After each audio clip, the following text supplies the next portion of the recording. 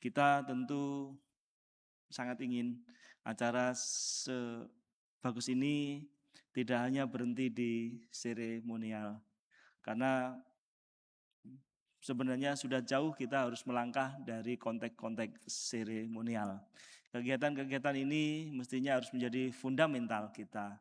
Bagaimana pimpinan perusahaan, pimpinan dunia usaha di dalam ESG ini benar-benar mampu menjadi arah bagi pembangunan nasional kita.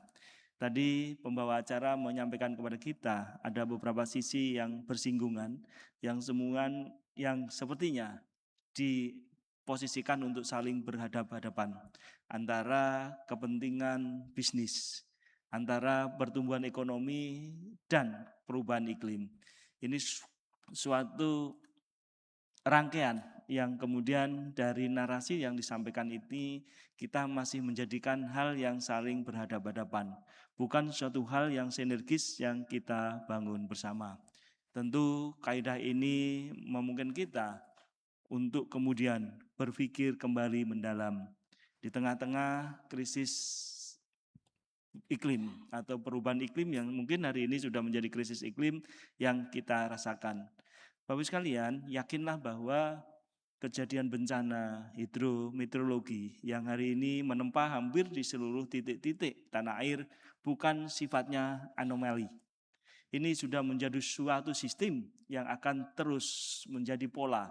Jadi tentu ini harus kita cermati dengan bijaksana. Kita tidak bisa berandai-andai bahwa kondisi ini hanya suatu kejadian yang kemudian tidak akan terulang lagi. Tapi perubahan iklim dan bahkan krisis iklim telah benar-benar hadir bersama-sama kita hari ini.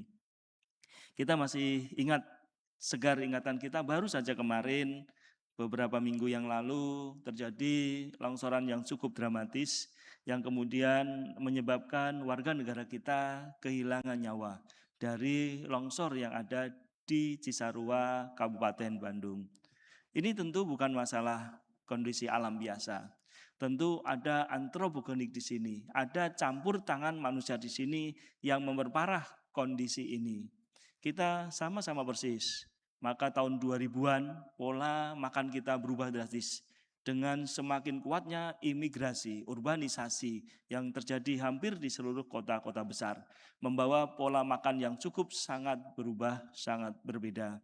Dulu kita mungkin masih pakai makan dengan kacang-kacangan, dengan sayur-sayuran. Hari ini kita sudah mengenal yang namanya kentang dengan sangat masif. Kemudian kita mengenal paprika, mengenal kol, kobis, yang semua itu adalah tanaman subtropis yang bukan dari Indonesia. Kita bukan kemudian mengajak kita untuk anti makanan tersebut, tetapi mungkin secara bijaksana harus kita pertimbangkan. Kentang itu berada di daerah subtropis. Pada saat tanaman tersebut ditanam di daerah subtropis, tidak memerlukan permukaan yang tinggi, tidak memerlukan areal yang tinggi. Cukup pada daerah yang standar maka bisa tumbuhlah karena subtropis udaranya sudah dingin. Tanaman itu kemudian dengan sangat antusias kita bawa ke Indonesia dan kita tanam masif. Bahkan konon beberapa instansi akan mengembangkan dengan masif tanaman kentang, tanaman kobis, tanaman paprika. Ini tanaman yang hanya hidup dengan baik pada ketinggian 800 meter di atas permukaan laut sampai 2000 meter di atas permukaan laut. Konstruksi ini yang kemudian harus kita hati-hati. Alam kita tidak bisa bicara demikian. Pada ketinggian lebih dari 1000 meter di atas permukaan laut, maka daerah tersebut benar-benar menjadi daerah hulu dari suatu das yang kemudian menjamin kehidupan ekosistem di bawahnya. Pada saat kemudian kentang, kobis, kol, paprika naik pada posisi itu, kita dapat bayangkan yang harusnya menjadi daerah lindungan bagi daerah di bawahnya, maka kita sudah bisa mendebak apa yang akan terjadi. Serius pada kesempatan hari ini, yang baik ini, maka ini menjadi suatu rangkaian yang mungkin tidak bisa lepas dari ESG itu sendiri. ESG yang kita harapkan para pimpinan perusahaan mampu menjadi navigator dalam pembangunan berkelanjutan di tanah air. Kalau kejadian ini kita teruskan, maka kita sudah bisa melihat, memproyeksikan, memprediksikan betapa labilnya ketahanan landscape kita, terutama di Jawa. Jawa yang dengan tipikal 800 meter di atas permukaan laut sampai 2000-an merupakan tanah subur, kemudian kita beramai-ramai untuk menjadikan tanaman semusim. Menjadi tanaman yang memang tidak sepatutnya hidup pada daerah-daerah di atas 1000 meter di atas permukaan laut. Karena ini bukan masalah 1000-nya, ini masalahnya di bawahnya hidup jutaan penduduk kita di situ. Dengan sentuhan sedikit saja, hampir 100 orang kehilangan nyawanya di Cisarua, Bandung. Beberapa saat di Sungai Ciliwung dengan hujan yang tidak cukup sangat deras saja, sudah kemudian membawa korban yang cukup signifikan. Ini bukan masalah statistik, ini masalah jiwa yang tidak bisa distatistikkan. Satu orang pun, ini adalah nyawa yang tidak bisa kita kompensasi apapun untuk nyawa tersebut. Maka pada kesempatan yang baik ini, tentu kita perlu sangat bijaksana untuk membawa pembangunan ini pada sisi yang tidak saling dihadap-hadapkan. Tetapi ESG ini harus menjadi suatu momentum untuk kita menyelaraskan antara keinginan kita, keinginan pragmatis kita dalam memajukan perusahaan, juga untuk membangun ketahanan iklim. Kedalaman kita, pandangan kita dalam visi misi perusahaan yang mengambil sekuen yang sangat pendek atau dramatis atau pragmatis, tentu perlu kita cermati. Semestinya di dalam forum ini harus menjadi memampu kita untuk membedah lebih dalam lagi. Seberapa sih kemudian yang kita lakukan ini dalam memajukan perusahaan mampu juga membangun kesinambungan perusahaan itu sendiri. Kita berlomba-lomba melakukan usaha yang masif di kawasan industri di Jakarta ini. Tanpa kita sadari, hampir setiap tahunnya permukaan tanah turun dari 30 cm sampai 3 cm sampai 5 cm, bahkan ada yang sampai setengah meter. Keberlanjutan ini yang kemudian menjadi penting untuk kita integrasikan dalam pengambilan keputusan kita. Tentu penghargaan terkait dengan sustainability ini belum demikian masif di tanah air kita yang sangat kaya raya ini. Padahal pada satu sisi Indonesia adalah negara yang benar-benar langsung berhadapan-hadapan dengan perubahan iklim, krisis iklim pada saat itu terjadi. Kenapa demikian? Indonesia berada di daerah tropis, berada pada lintang rendah, mulai dari 6 lintang utara di bagian paling utara, kemudian 11 lintang selatan di bagian selatan kita, maka daerah itu sejatinya daerah yang paling rentan terkait dengan perubahan iklim. Kemudian daratan kita yang konon jumlahnya 191 atau mendekati 192 juta hektar, terdiri atas 17.500 pulau. Bukan dalam satu hamparan kontingen yang akan mampu menghadapi perubahan iklim, bukan. Kita merupakan pulau-pulau yang kemudian sangat riskan, sangat kemudian menjadi tidak stabil pada saat harus berhadapan dengan hidrometeorologi dan kenaikan air permukaan atau air laut. Ini yang kemudian yang harus membuat kita lebih berhati-hati dibandingkan negara lain. Mungkin pada saat hari ini negara superpower katakan, sudah mencabut dirinya dari komitmen-komitmen internasional dalam upaya tindakan iklim. Memang hasilnya tidak kelihatan langsung. Seumpama kita beli kecap hari ini kita dapat kecap, enggak. Tetapi kita menanam pohon yang kemudian hari pohon itu mampu menyelamatkan kita. Ini yang kemudian mental-mental atau pandangan-pandangan ini wajib kita benamkan pada seluruh pimpinan perusahaan kita. Harapan kita sebenarnya keberlanjutan ini benar-benar melekat di para pimpinan perusahaan kita dari semua sektor. Ini Bapak sekalian, pada kesempatan ini tentu menjadi perhatian kita semua, terutama Indonesia dengan kondisi geografis yang seperti itu.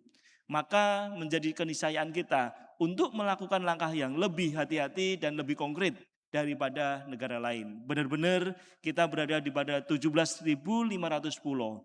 Benar-benar kita berada di daerah iklim tropis.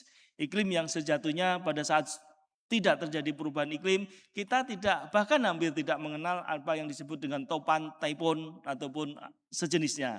Namun bulan November kemarin kita dengan sedih menyaksikan taifun tropis Senyar ada di Tika, ada di daerah kita, yang sejatinya taifun itu tidak pernah muncul pada daerah dengan lintang kecil. Lintang mulai mendekati garis ekuator itu tidak pernah akan dapat itu. Namun tanggal 24 November kemarin kita dengan sangat sedih menyaksikan air dengan jumlah puluhan miliar meter kubik menghantam daerah bagian utara dari Sumatera kita, yang kemudian membawa korban yang cukup sangat besar. Tentu ini kemudian mengkoreksi apa yang telah kita dengung-dengungkan, apa yang telah kita diksi-diksikan oleh kita, mungkin oleh pemerintah, oleh para pemimpin perusahaan, bahwa kita adalah perusahaan yang berkelanjutan. Namun alam telah melakukan kalibrasinya. Alam tidak pernah berbohong terhadap apa yang kita telah perbuat kepada alam. Sehingga bahaya atau bencana hidrometeorologi ini merupakan suatu keniscayaan. Namun bencana hidrometeorologi ini diperparah dengan antropogenik yang kita lakukan pada alam. Sehingga dengan kondisi ini maka kerentanan itu semakin nyata di depan kita. Nah, tentu kita tidak boleh berpikir, Pak, ini hanya anomali saja, hanya suatu kejadian kebetulan karena fenomena alam. Enggak, ini sudah masuk pada krisis iklim, krisis yang secara teratur akan membentuk polanya. Dan pola ini akan hadir sebagaimana waktu yang dijanjikan pola itu kepada kita semua. Ini tidak bukan anomali. Kejadian longsor di Cisarua, kejadian banjir di Tangerang, kejadian banjir di Jakarta. Ini bukan anomali. Ini pola yang kita masih dengan santai menyikapinya seolah-olah tidak terjadi apa-apa. Kita perlu kolaborasi kita semua untuk menyadarkan kita semua, apapun usaha ekonomi yang kita lakukan tanpa mengedepankan lingkungan sebagai pondasi utamanya, yang terjadi ongkos pemulihannya, ongkos kerusakannya cukup sangat mahal. Teman-teman menghitung, BNPB menghitung kejadian banjir kemarin menimbulkan kerusakan lebih dari 50 triliun rupiah. Setelah rusak, apa yang terjadi? Tentu diperlukan pemulihan. Pemulihannya lebih dari 60 triliun rupiah. Hampir 100 triliun rupiah hanya untuk banjir di Sumatera Utara. Ini belum lagi nilai yang tidak bisa kita statistikan, yaitu jiwa dan raga saudara-saudara kita. Teman-teman sekalian, pada kesempatan hari ini tentu kita menghimbau kepada pemerintahan perusahaan, kepada seluruh masyarakat Indonesia. Sudah sewaktunya kita kembali menjatuhkan diri, meneguhkan diri kepada bangsa yang mampu menghadapi semua tantangan dalam pembangunan ini. Tidak hanya tantangan berupa fisik, perang, namun tantangan yang kemudian menjadi global dan kita menjadi salah satu terdepan korbannya, yaitu perubahan iklim. Untuk itu maka langkah-langkah yang demikian masif di dalam melakukan mitigasi maupun adaptasi terhadap permasalahan ini harus benar-benar muncul. Tidak hanya dinarasikan dalam forum-forum ESG semacam ini yang kemudian hanya berakhir seremonial.